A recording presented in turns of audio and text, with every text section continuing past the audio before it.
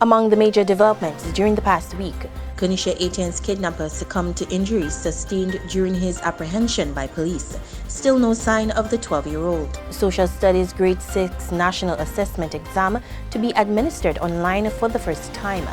Man receives a non-custodial sentence for unlawful sexual connection with a minor. I'm Christina Joseph. The details when we return.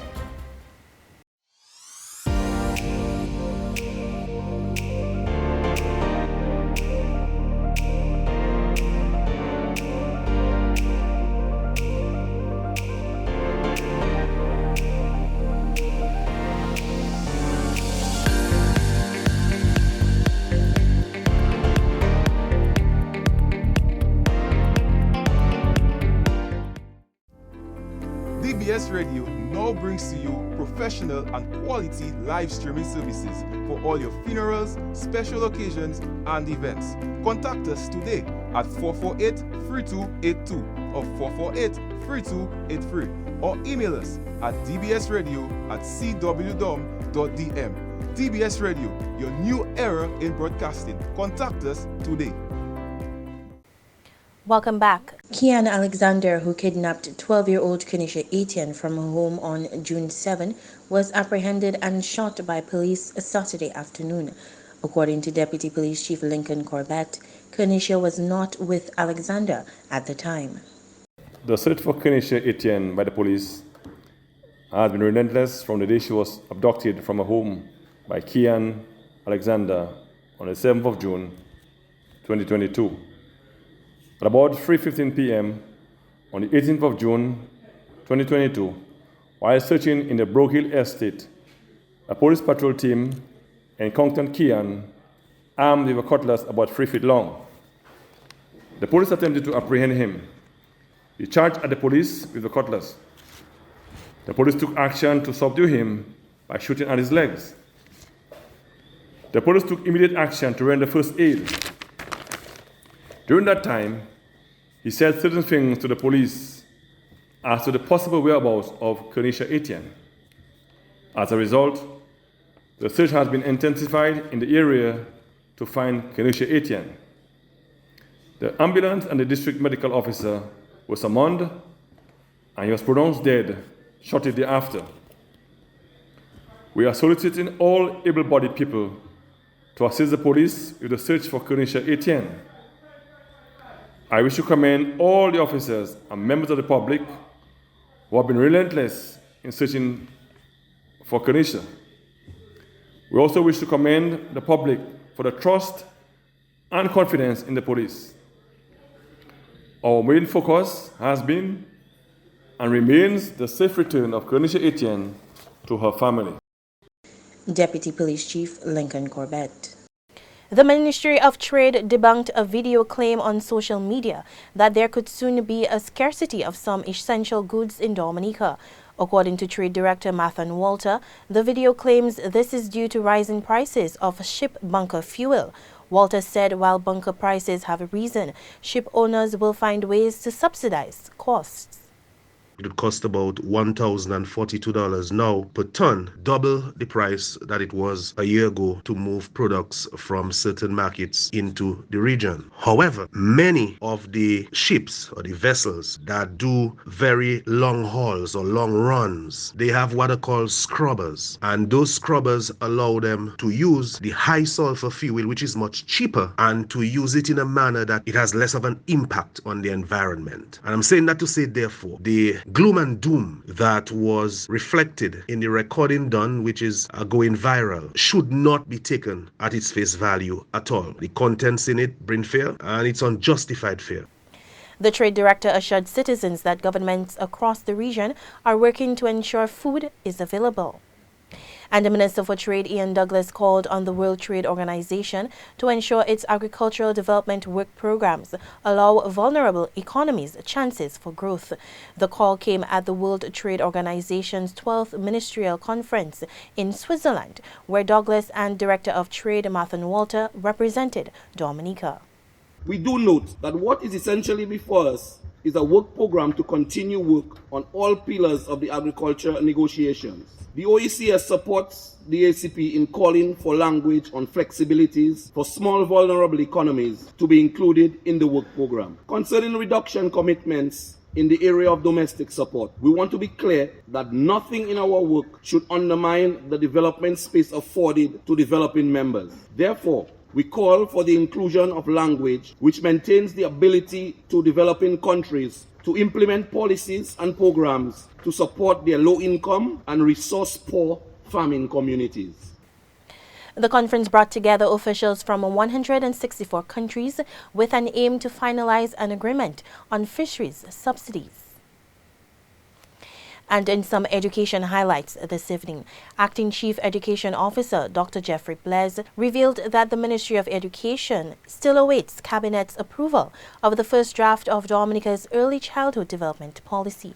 Dr. Blaise was addressing the opening ceremony of the OECS Pearl Early Childhood Education Leaders Forum last Wednesday.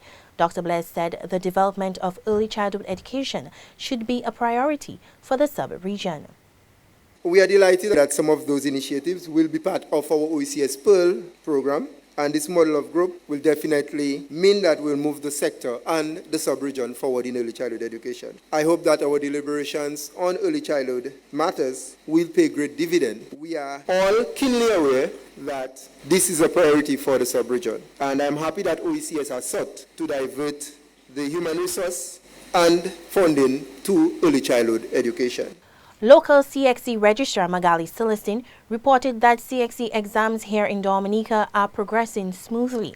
Her comments as some centers in Barbados resorted to paper-based exams due to issues with the online examination system.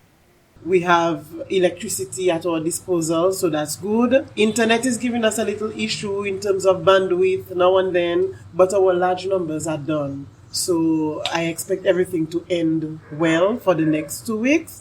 We end exams on the 1st of July.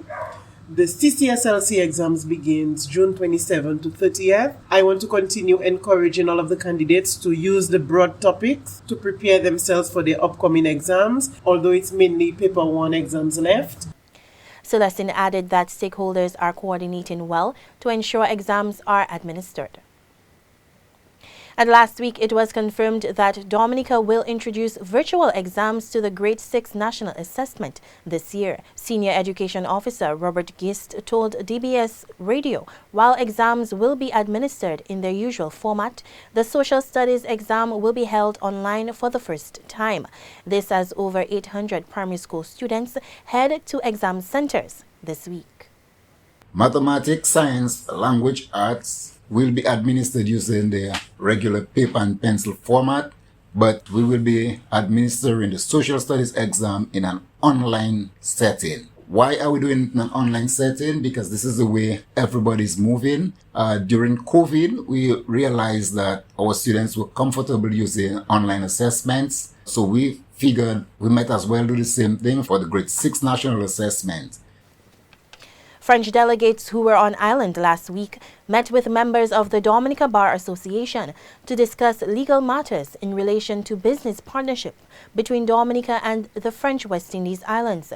Representative of Arbitration and Mediation Center in Guadeloupe, Marie-Camille Piton, said it is important to sensitize Dominican lawyers on the legal representation needed for both parties in the agreement.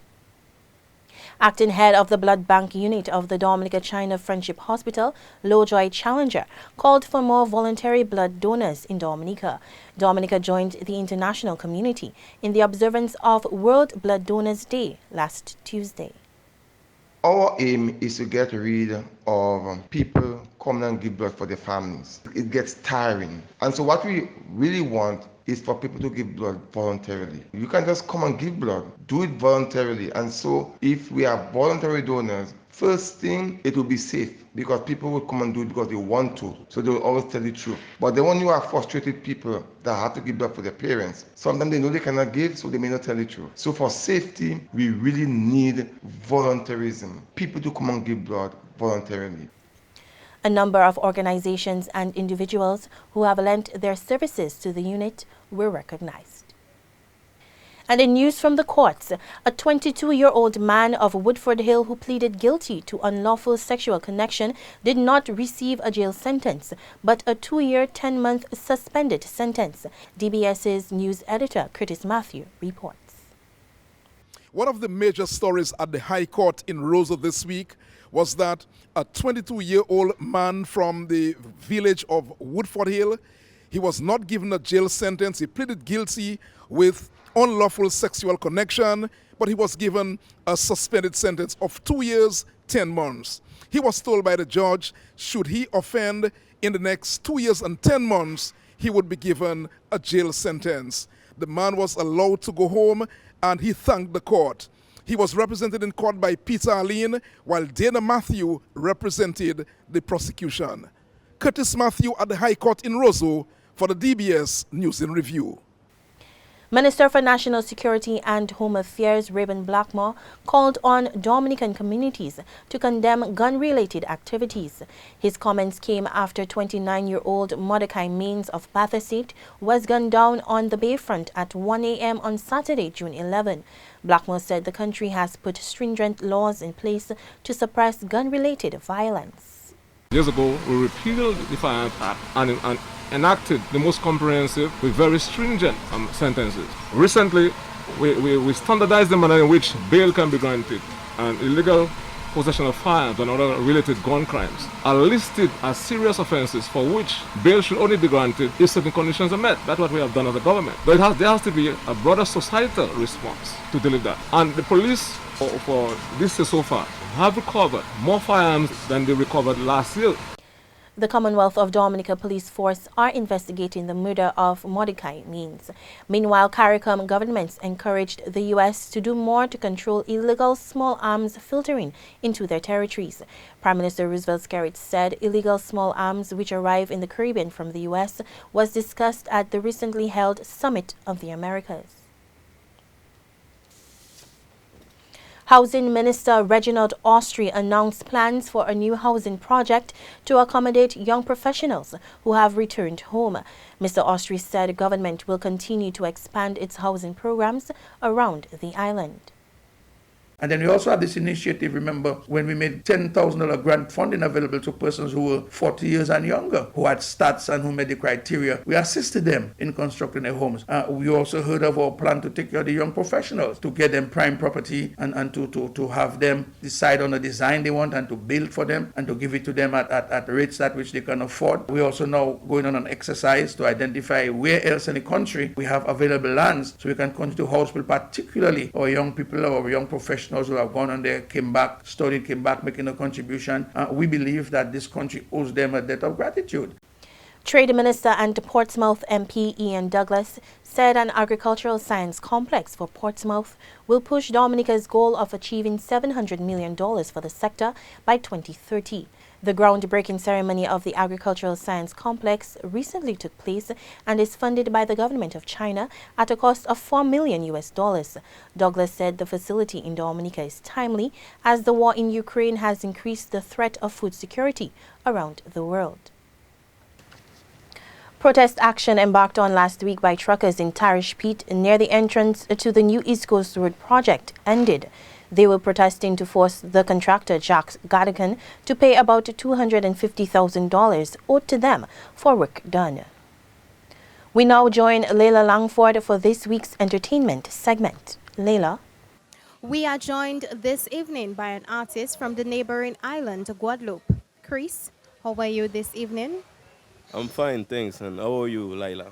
I'm doing great. For someone just hearing the name Chris, can you tell us who are you and why are you on island? Yes, Chris, I'm an artist from Guadeloupe, a dancehall artist. I've been singing for nearly 20 years now. And I have my own music company also. I produce other artists. I work in Guadeloupe, Martinique, Guyane, and in France also, and help artists develop their career on the international level. Okay, wow. So can you tell us your purpose for being here on island? Yes, so as I said, Since 2009, I've been signing artists from Guadeloupe, Martinique, and Guyane, and do the promotion, distribution, publishing in France and Europe. And we got to have some good results from that work with my team, because we had some multi-platinum singles that we produced, and now I'm aiming to develop local careers from the Caribbean, but for the world. So this work that I'm doing with artists from Guadeloupe and Martinique, I want to do it with my former artists from Dominica also. And what I offer with my company is publishing deals, promotion on the French market, and a lot of solutions for them to have a better exposure and a better chance to tour and be known in the French market and Europe. Okay, I heard you said company. Can you tell us the name of your company? Yes, the name of my company is Step Out Productions. Okay, can you tell us a little more about Step Up Productions? Yes, the name Step Out stands for doing our music, but for the world. So I produce music that can exist on the local market, but also some crossover music so that everybody can get a taste of the Caribbean flavor. And that's why its name is Step Out Production. As I said, we were based in Paris for 10 years, and I got a lot of experience from this working on the European market. And 3 years ago, I decided to go back to my country when I had my daughter.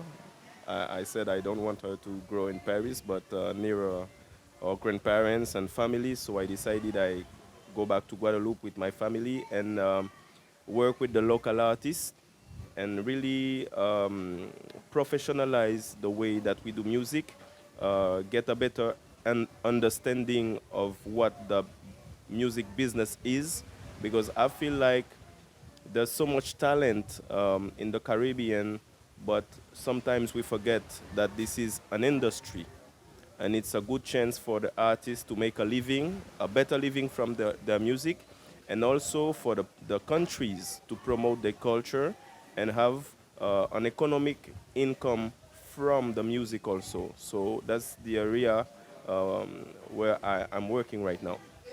Okay, recently you have collaborated with TK International, Dominica's Bouillon ambassadors. Can you tell us more about the collaboration? Yes. I think I should take that again. Okay. Recently, you have collaborated with TK International, Dominica's Bouillon ambassadors. Can you tell us more about the collaboration? Yes, big up all my Triple K brothers and all the Triple K International fans. Yes, we in Guadeloupe, we know Triple K since a long time. They used to come tour in Guadeloupe. I saw them on stage already, and I know how crazy it gets. So my first music is the dancehall, but the day I decided I do a bouillon music, first thing I did is calling Triple K and tell them, well, guys, I would be honored to do a song with you, and they accepted it. And we made that song called Chaque Moon a Moon. It's on my last album right here, Oasis.